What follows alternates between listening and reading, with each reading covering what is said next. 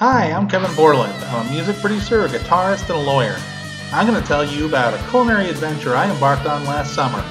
My quest began Monday, July 25th, 2016, when I set out to cycle through the world's 206 ethnic cuisines on my lunch breaks. I called it the No Repeat Nationality Workday Lunch Challenge.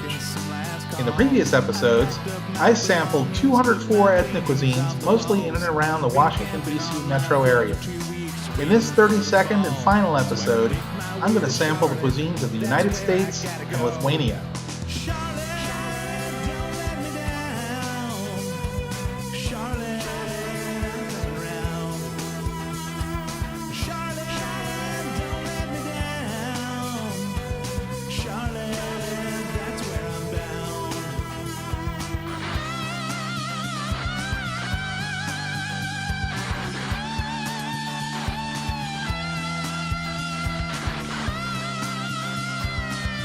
Second to last country, number 205, United States.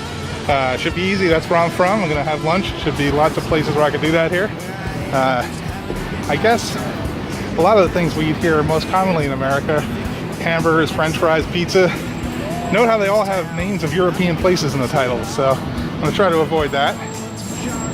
Although one could argue that America's greatest contribution to the culinary world would be the invention of fast food.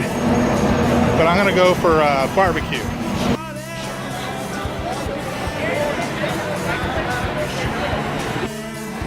So barbecue means a lot of different things in a lot of different countries. In a lot of Europe, it's like shashlik and shish kebabs. In the Middle East and in Asia, something totally different. Well, in America, barbecue is diverse even among the states. In fact, I would say that barbecue is to America what wine is to France in terms of the variety and the regional specialties and the different types of sauces and how things are cooked. Hill Country here is one of my favorite in the district. It's probably my favorite barbecue restaurant, so it's also very interactive. So you buy the food and choose the food at the market, and you can either bring it to the table or take it to go or bring it to the bar, and that's what I'm going to do. They wrap up the moist brisket and the ribs like a present here.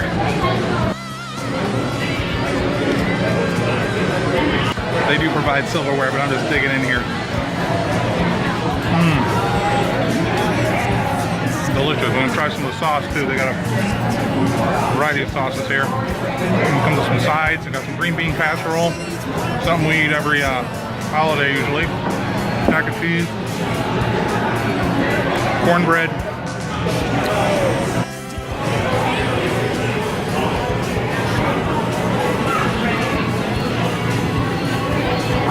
Try a rib with some of that sauce on it. The size of the rib.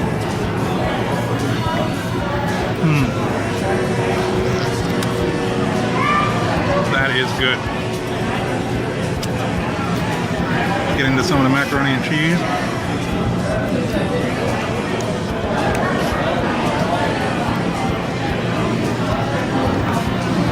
Green bean casserole.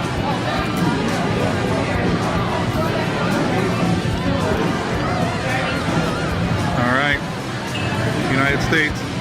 One more lap. Today I'm in Dulles, Virginia, where they have airplanes that fly to Lithuania. Well, I made it to Vilnius, which is the capital city of Lithuania, but I want to go to Vilkaviškis because that's where my family came from.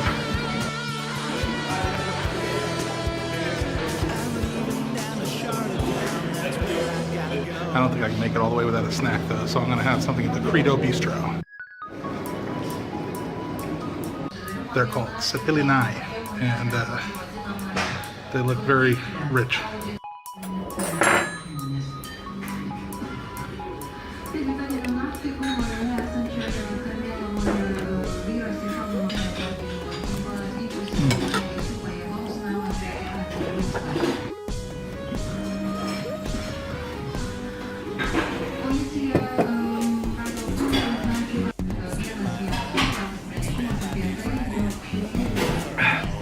Not sure why they serve a Coca-Cola in a shot glass, but refreshing nonetheless.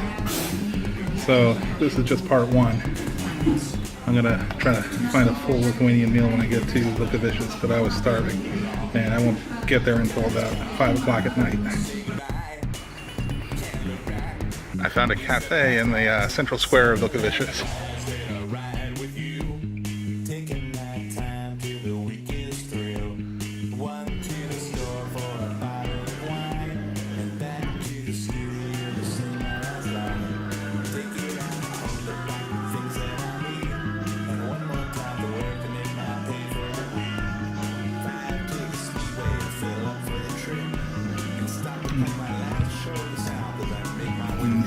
No more country. It's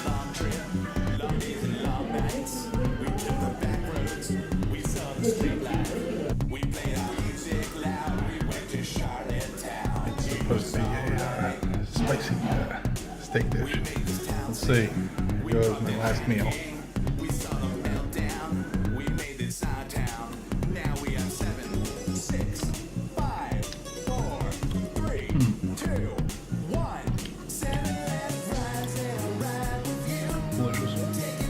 I should say my last meal on this adventure.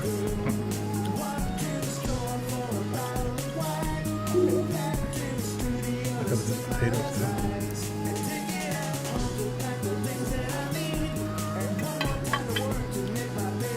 Okay, well that's all 206 countries, so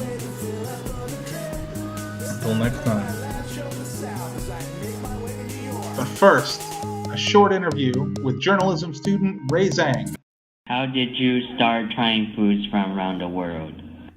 Well, I guess I started out at the food trucks outside my work in Metro Center, and I was eating there for a couple weeks. I hadn't really experimented with the food trucks in DC before, even though I lived here a long time.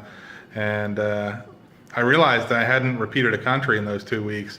So I just kind of light bulb went off and I decided, how far can I take this? And this is an international city. Let's see what we could do. What list of countries did you use? Well, I used Wikipedia's list of 206 sovereign states. So that explains why some of them were, ones you've never heard of, or ones that were not necessarily recognized by the U.S. or the UN. But the advantage of doing that, besides, inclusion, was that a lot of the reasons they're separate states or whatever is because they have, different ethnic groups that have their own totally different cuisines. So, which would have otherwise been, not represented if I had gone with a more standard list like the UN list or the US list. So I tried to choose a politically neutral list that maximized, the different number of cultures that I'd get to sample. What was the strangest food you tried? That's probably the most frequently asked question that I've received while I was doing this journey. And strangest meat was probably emu, and that's like an Australian version of like an ostrich. And to top it off, it was raw, but it was a really good dish, and that was with Australia, of course. But I didn't do anything too taboo. I don't think I had any worms or any insects, at least not that I noticed. And some of the other things I had, though, might be considered kind of strange by American standards. I mean, I had like goat organs and ox tongue and ox aorta and quail eggs and things like that. I mean, but they were all tasted pretty good generally. Just haven't really entered the mainstream culinary world in the United States yet. What country has the best food? Well, I want to be careful when I answer that because I don't want to make this into a critique of the world's cultures and ranking them or anything like that. I mean, there was a lot of good food from a lot of countries, and this was more of a goodwill mission, sampling the different ethnicities from around the world. But that being said, I thought the Laotian seafood soup was incredible. And that was from a food truck. And Laotian food is up and coming here in the District of Columbia. There's some new Laotian places opening here and there, and for good reasons. I mean, they have really different cuisine than their neighbors. They're not like Thai. They're not like Vietnamese food. And there's obviously some overlap geographically, but they have their own distinct cuisine, and it's really, really high quality. Also, I love Italian food, and the lasagna was no exception to that. And think the South Ossetian meatballs really stood out too. They're kind of strange looking dish with like an egg sticking out of them, but I would definitely make those and bring them to parties. So if you invite me to a party, I might bring some. Was there anything that tasted really bad? Well, I mean, say something tastes bad. I mean, it just doesn't match my tastes. I mean, growing up in America, my tastes are very different than someone who grew up in a totally different situation. And for example, I don't really like fermented foods, and that includes I really had a tough time drinking the fermented milk drink from Yemen. And, if you grew up in Yemen, I'm sure it was delicious. And, I really enjoyed, on the other hand, some of the spicy foods because I really love spicy food. I like the Burmese food and the Kenyan food that was just off the charts spicy. But had someone else done this exact same challenge and eat the exact same foods, they might have loved the fermented drink and just would have said they couldn't take the heat from the Kenyan or the Burmese food. So it's not really that I didn't have anything gross. There was nothing that I wouldn't recommend at least trying, and let's just put it that way. What were some of the most interesting things you learned from all this? Oh, I learned a lot, and I tried to supplement the eating with research and learning about the cultures too. If I was at my office and I was eating, I would bring up on the internet, read for an hour about the country and about what's going on there. And if I was at a restaurant, I would try to get to know the chef or the wait staff, depending on how big the restaurant was. Just really try to get a sense for what people in that country do for a living, what's going on politically in the country, and it's really a lot going on in the world right now, and I'm sure it always has been. And I guess I also was able to tie some of the stuff I was doing into the curriculum that I'm working on. I'm working on a master's in an LLM in environmental law at Vermont Law School right now. So I did my thesis on the effects of climate change on some of the Pacific island countries that are sea level is rising for, and I'm also doing a paper right now on agricultural practices in Lithuania, based on not necessarily based on, but inspired up by my trip to Lithuania. And I think the biggest takeaway is that just all around the world, I mean, every single culture, every single country has had or has, and both have had and has talented and artistic people that have come up with really, really good cuisine and great dishes. And I just got to try a little sample of it. And beyond that, there's a lot of interesting and valuable culture in the world that it would be nice if everyone had a chance to see, but it's important to preserve that and to understand how important that is. How was Lithuania? Well, I really had a great time in Lithuania. I wish it was longer. I only was there for about 3 full days. Off the camera, I did a lot more than just try the food. On the first 2 days, I spent in the rural part of Lithuania, in the Vilkaviškis area, where my ancestor, Peter Račas, my great-grandfather, where his family came from. And that part of the family came to America 150 years ago, and I got to meet Vitas Račas, who was living nearby on a farm, who's my cousin. And the two branches of the family, the European and the American family, hadn't made contact in those 150 years, so that was really nice. And I got to see his farm and meet a couple other cousins and learn a lot about what life is like now in Lithuania. I'm sure it was very different when my ancestors came to work in the coal mines. But I'm sure a lot of things were still the same too. I mean, it was still a very agricultural, agrarian society. And then I spent a day in the city. I went to Vilnius, and I think Vilnius is kind of underrated. I don't think most people know about Vilnius, or maybe have heard the name, but have never been there or don't have it on their destination list. And I would advise changing that. I thought Vilnius was a fabulous city to visit, and I would love to go back again. I even got to play in a little street performers festival, play some guitar, and I would totally go back again. I thought it was a really nice city, and hoping to go back next year, because next year is Lithuania's centennial, their 100th birthday as a country. So that would be nice to go back and maybe bring some more family members, and maybe have a little family reunion over there. What's your next plan? What's next? Well, I guess a big chapter is over with the end of this video. I am going to feel like a little part of my life is missing, but I'm sure I'll replace it with some other avenue to let my creative side out besides my work. If you may have noticed, I have put on a little weight, eating 206 extra meals that I would have not have otherwise eaten, and mostly large meals. So, but already in the 2.5 weeks, 3 weeks since I've been back, since I'm done, it's coming off just as fast. I've been losing about 3 pounds a week, which is about the rate that I put on the weight. So whatever my next deal is, it's not going to involve any sort of quotas of food.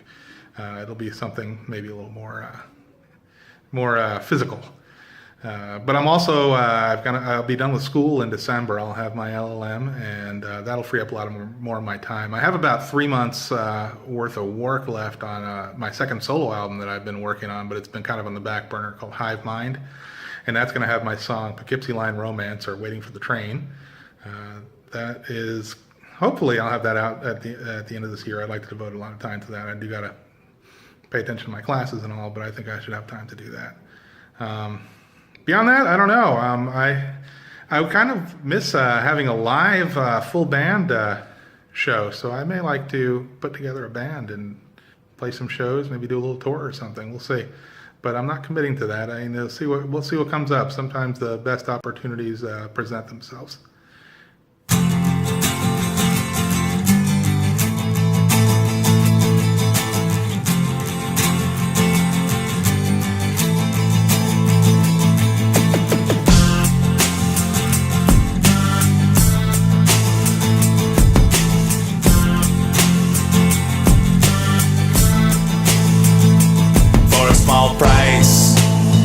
I'll show you how to turn rags to riches, but you gotta buy now.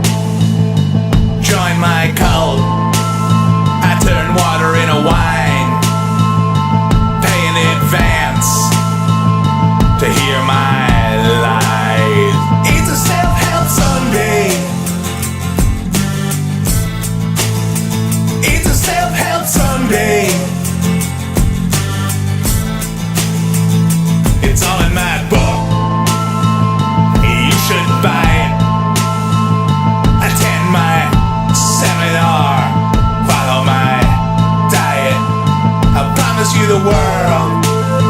Wealth, women, and free time. It's fast and easy, but the pleasure is all mine. Exploit. It's a self-help Sunday, so follow me. Then maybe someday be who you wanna be. Oh, it's a self-help Sunday. Come on, follow me. Then maybe someday be who you wanna be. It's a self-help Sunday. It's a self-help Sunday. It's a self-help Sunday. It's a self-help Sunday. Don't have to work hard no more. Invest in me. You don't have to be poor. You don't need talent or integrity. Just give me your money and I'll set you free. Mislead. It's a self-help Sunday, so follow me. Then maybe someday be who you wanna be. Oh, it's a self-help Sunday. Come on, follow me. Then maybe someday be who you wanna be. It's a self-help Sunday. It's a self-help Sunday. It's a self-help Sunday. It's a self-help Sunday.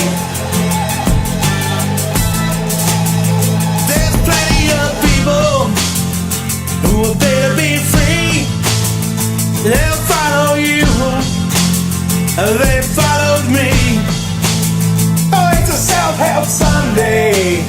Come on, follow me. And then maybe someday, they're who you wanna be.